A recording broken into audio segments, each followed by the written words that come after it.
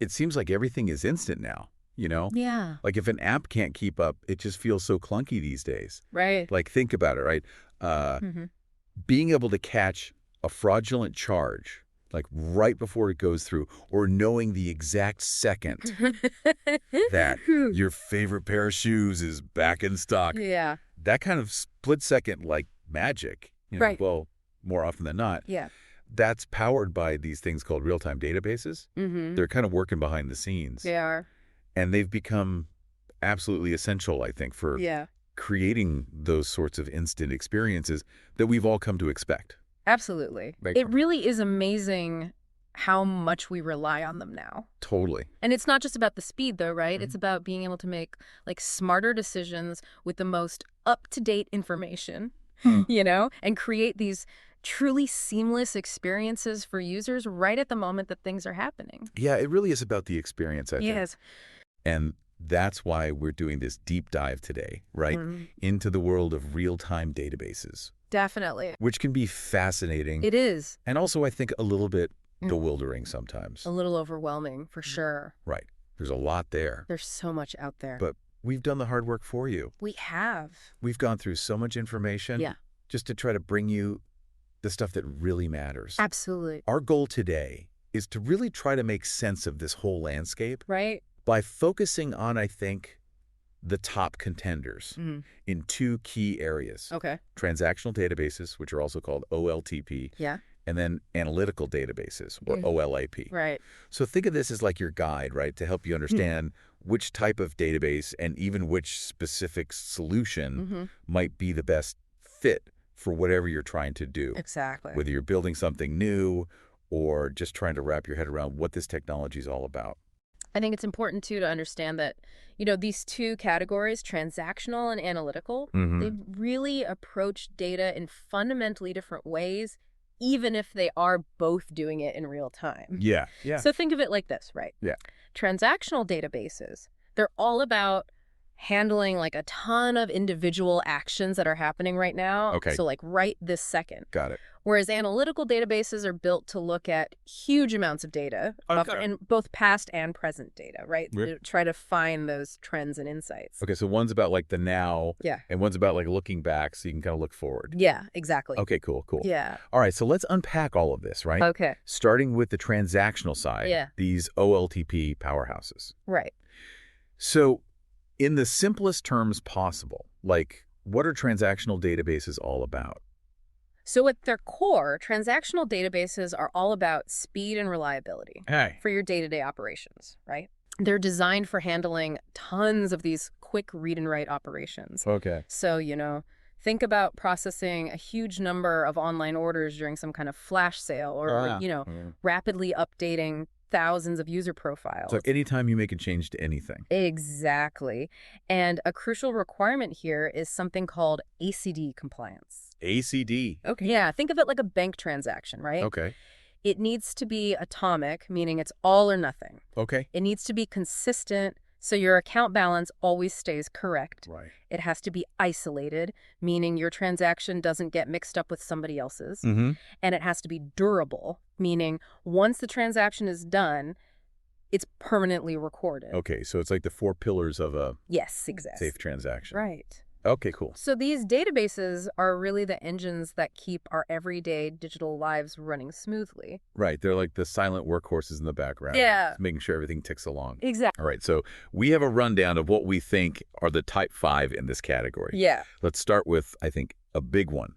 Amazon DynamoDB. Okay. What makes it so great? So DynamoDB has really become like the go-to solution. Okay. Especially when you need to handle huge amounts of traffic and keep latency super low. Okay. One of the key parts of this is something called DynamoDB Accelerator, or DAX for short. DAX, okay. You can think of DAX as like this super fast memory layer that sits in front of your database. Okay. It can bring those response times down to like the microsecond level. Yeah. And that kind of speed isn't just like a nice to have. Yeah. It's crucial for things like those super competitive online gaming leaderboards. Oh, yeah. Where every millisecond counts, right? Makes sense. Or those real-time ad platforms where even a tiny delay could mean losing money. Right. Yeah. So we're talking microsecond latency. Yeah. That's faster than like And blink of an eye. it's incredible. That's amazing. And it's not just about sheer speed, though, right? No, not at all. There's also this peace of mind that comes with reliability, right? Absolutely. And DynamoDB actually guarantees those ACID transactions we talked about, which is critical for keeping your data consistent, especially when you're dealing with like really complex operations that involve multiple steps. Okay. And it also has this really cool feature called DynamoDB streams. DynamoDB streams. Okay. Which is super powerful because it lets you trigger other functions or update downstream systems, other parts of your infrastructure immediately when your data changes. Okay. So this enables truly event-driven architectures and real-time analytics pipelines. I see. And one of the biggest appeals of DynamoDB is that it's serverless. Yeah. So you don't have to worry about provisioning servers or managing any of those underlying servers. That sounds nice. Right. Yeah. It automatically scales up or down to handle whatever amount of traffic comes its way. That makes it really ideal for these high-growth, high-demand applications, right? Like things in e-commerce, gaming, and then the ever-expanding Internet of Things. Right. IoT, that makes a lot of sense. Yeah. The serverless part does sound really appealing. It is. Especially for someone who's ever had to actually, wrestle with server management. Right. What about the cost, though? Yeah, so Amazon's pricing is actually based on your usage, specifically on read request units and write request units. Read and write. Okay. Yeah, and currently it's around $1.25 per million write RUs. Okay. And 25 cents per million read RUs. Okay. This pay-as-you-go model can be really efficient and cost-effective, especially as your application scales. Yeah, you're only paying for what you're actually using. Exactly. Okay, that makes a lot of sense. Yeah. All right, let's move on to, I think, another really popular database, MongoDB. Okay. It seems to consistently rank near the top. It does, yeah. What is it about MongoDB that gives it that staying power, I guess? I think a huge part of its appeal is its document-oriented structure. Oh, right. Instead of having those rigid rows and columns, that you see in traditional databases. Yeah, like a spreadsheet. Exactly. Uh-huh. It stores data in these flexible JSON-like documents. Okay.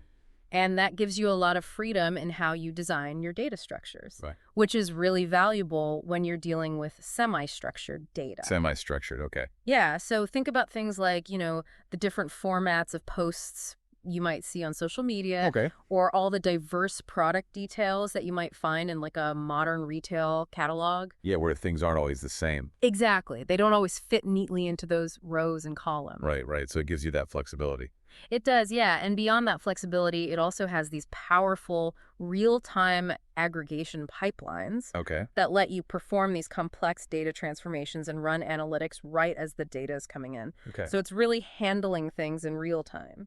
And then it's also able to scale horizontally through something called sharding. Sharding, okay. Which essentially means, breaking your database into smaller chunks and distributing them across multiple servers. Okay. So that means it can handle like a massive amount of concurrent users and data without sacrificing performance. So it can keep growing as your needs grow. Exactly. And it's actually the fourth most popular database globally. Wow. Which really shows how versatile it is and how widely adopted it is. Yeah, it's a big one. So if you're working with data that doesn't always fit into those neat little tables, or if you think your data model is going to, change over time, evolve, it sounds like MongoDB is a good option to consider. It definitely is. All right, let's talk about pure speed. Okay. Redis. Yeah. I always hear about how lightning fast it is. It is, yeah. Is that true? It's incredibly fast. Okay. So Redis is an in-memory data store, which means it keeps all of its data in the computer's RAM. RAM, okay. And that's why it can achieve these sub-millisecond latency times. Wow. We're talking response times in less than 1,000th of a second.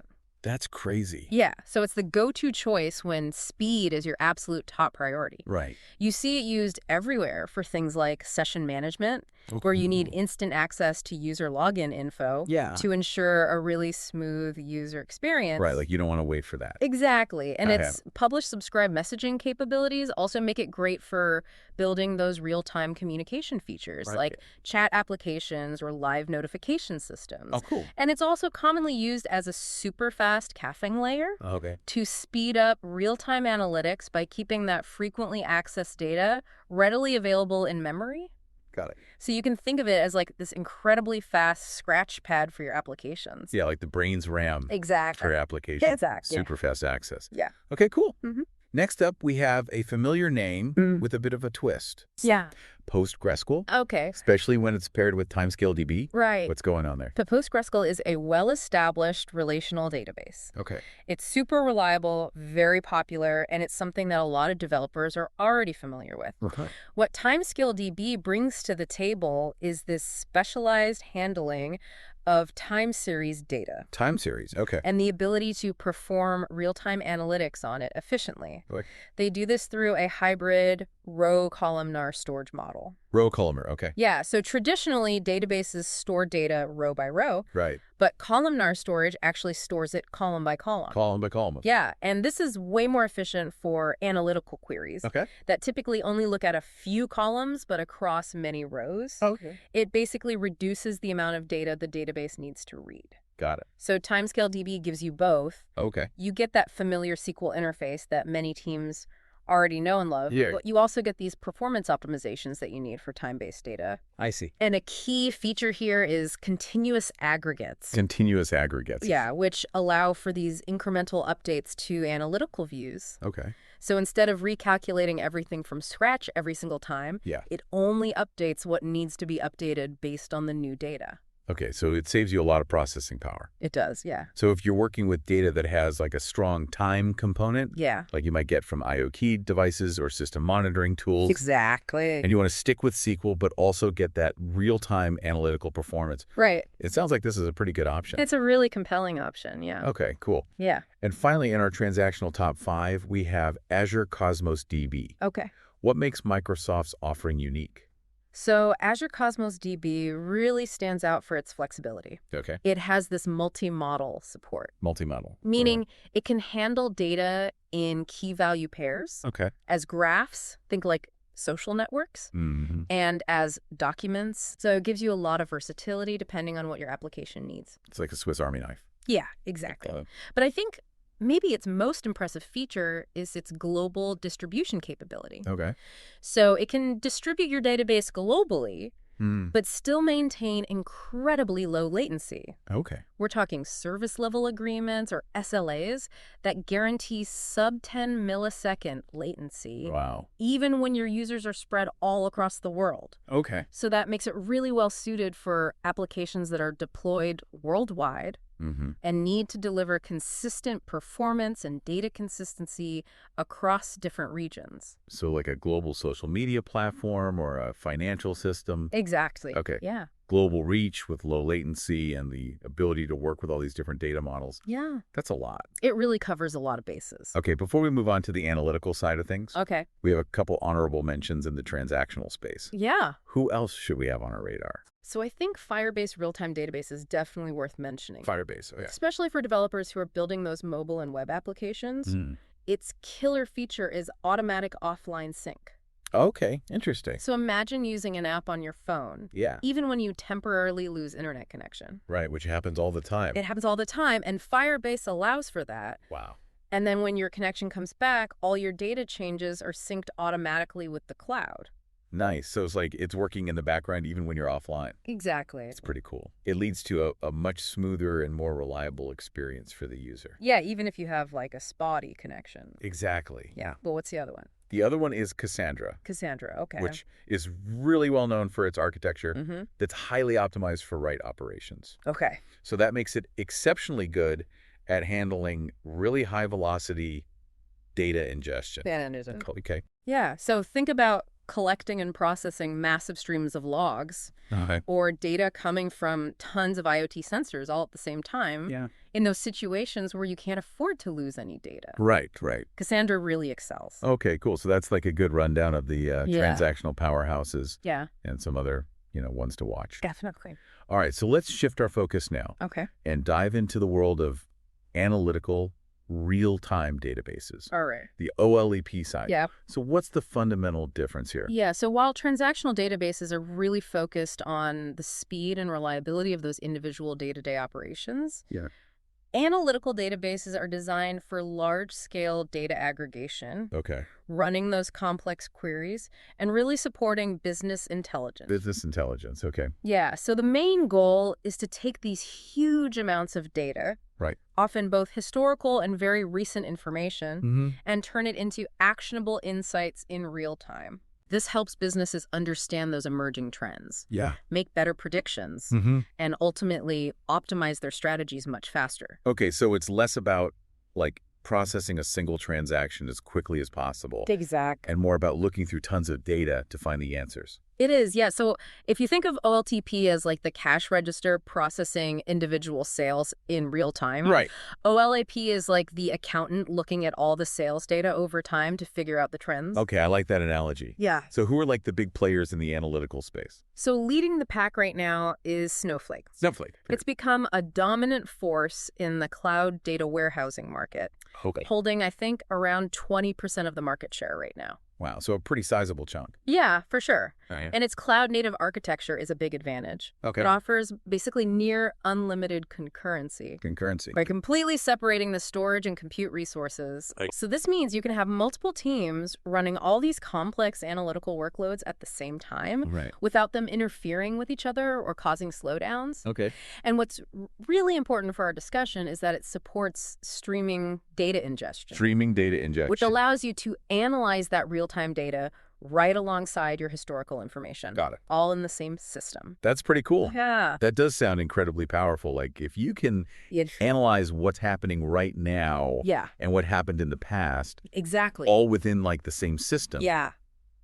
that's a lot of power for making business decisions. it really is. Okay, cool. Yeah. What about ClickHouse? Okay. I keep hearing about how fast it is for these analytical queries. It's incredibly fast. Okay. Yeah, so ClickHouse is an open source columnar database. Okay, that columnar storage we were talking about. Exactly. Okay. And it's known for its ability to execute sub-second queries even on these huge data sets containing billions of rows. Wow. So it really leverages that columnar storage to its full potential for analytical workloads, which makes it super efficient for things like aggregations, filtering, Right, yeah. and other complex queries, Oh, yeah. Over these massive amounts of data. Got it. It was actually originally developed by Yandex, Yeah, Amdex. okay, which is the Russian tech giant, Oh, okay. but now it's used by companies all over the world, like Cisco and Uber, Okay. for things like powering their operational dashboards, performing in-depth log analytics, Right. and just enabling that kind of ad hoc data exploration. Sub-second queries on billions of rows. Yeah, That's impressive. it's really impressive. Okay, let's move on to Apache Druid. Okay, This one sounds like it was designed to just handle data at an insane scale. it really was, yeah. Okay. So Apache Druid is definitely engineered for real-time analytics at petabyte scale. Petabyte. That's like, It's an enormous amount of data. yeah. And it specifically focuses on time series and event-driven data. Its architecture is really optimized for low query latency. Yeah. Even when you're dealing with these huge data sets. And one of its big strengths is its ability to ingest streaming data in real time Right. while also serving those queries at the same time. So it's like doing two things at once. Exactly. Okay. This makes it ideal for things like monitoring those vast networks or real-time ad technology. Got it. And it's used by companies like Salesforce and Shopify to provide multi-tenant analytics to their customers. Okay. But it is worth noting that Druid can have a bit of a steeper learning curve Okay. and often requires more specialized operational expertise than some of the other options. Right. So incredibly powerful, Yeah, but maybe a little bit more work to get it set up. exactly. Okay. Our next analytical database is Apache Pinot. Okay. What's this one all about? So Apache Pinot was built specifically for real-time OLAP, Wow. meaning it's designed from the ground up to handle both high rates of data ingestion and low latency analytical queries. So it's a great choice for things like user-facing analytics. User-facing analytics. Okay. Yeah, and one of its really interesting features is its ability to prioritize query execution Okay. based on those service level agreements we talked about, the SLAs. Right. So that ensures that those most critical queries are getting the resources they need Okay. to respond as quickly as possible. Got it. LinkedIn actually relies heavily on Pinot for their notification systems. Oh. So that's how you get those alerts so quickly. Oh. And other companies like Uber and Walmart also use it Okay. for things like real-time operational dashboards Yeah. and detecting anomalies in their data. Okay. Yeah. So user-facing analytics with built-in prioritization Yeah. makes sense for things where you need those insights right away, Exactly. like right in front of the user. Exactly. Okay, cool. Yeah. And finally, in our analytical top 5, we have Tinybird. Okay. This sounds like a more modern approach. It's definitely a newer approach, yeah. Okay. So Tinybird really focuses on simplifying the process of creating real-time data APIs. APIs, okay. Yeah, and it uses a serverless architecture, Serverless, okay. which means you don't have to manage any of that underlying infrastructure. Nice. And it takes a SQL-first approach for building data pipelines. SQL first, okay. Yeah, so it offers native integration with popular data streaming platforms like Kafka and traditional databases like PostgreSQL. Got it. So that makes it super easy to bring in those real-time data streams. Right. And its focus on developer experience and rapid time to value makes it really appealing for startups and growing companies that need to deploy real-time analytics quickly and efficiently. Okay, so serverless and using SQL, that does sound like a recipe for It is. quick development. It is, yeah. Cool, cool. Yeah. And just like with the transactional side, we have some honorable mentions for analytical databases. Yeah. Who else is out there? The Google BigQuery is a big one. Google BigQuery, okay. Yeah, it's a major player in the serverless analytics space. Okay. It can handle truly massive data sets. Right. And it has these built-in machine learning capabilities through BigQuery ML. BigQuery ML. Okay. That's a really powerful option if you're already using Google Cloud. Right, if you're in that ecosystem. Exactly. Okay, cool. And then there's StartTree. StartTree, okay. Which is basically like a managed version of Apache Pinot. Oh. Okay. It takes away some of the complexity of running those Pinot clusters yourself. Okay. So if you want Pinot's power but don't want to manage it all yourself, right. StartTree is a good option. Got it. Yeah. This has been, I think, a very comprehensive overview of both the transactional and the analytical worlds. It has. Of real-time databases. And it's just really cool to see that these specialized tools exist, you know? It is. Like some for handling these high-speed operations. Yeah. And some for looking through tons of data to find insights. It's really impressive how they've evolved. Totally. And I think understanding the differences between these two, transactional and analytical, and really appreciating their strengths and weaknesses is crucial for making the right decisions about your data. Yeah, like picking the right tool for the job. Exactly. So I think with all this evolution that's happening and this increasing convergence that we're starting to see between these different database technologies, it really makes you wonder. It does. Like, what other possibilities are out there? Right. What's coming in the future? Yeah. You know? Definitely. For building these, like, really intelligent and responsive applications. Absolutely. How is this all going to impact our projects and the way we even think about data? It's going to be interesting to see. Yeah, it's a lot to think about. It is. Definitely food for thought. For sure. So thanks so much for joining us for this deep dive. Thanks for having me. I think it was a good one. Yeah, I think so too.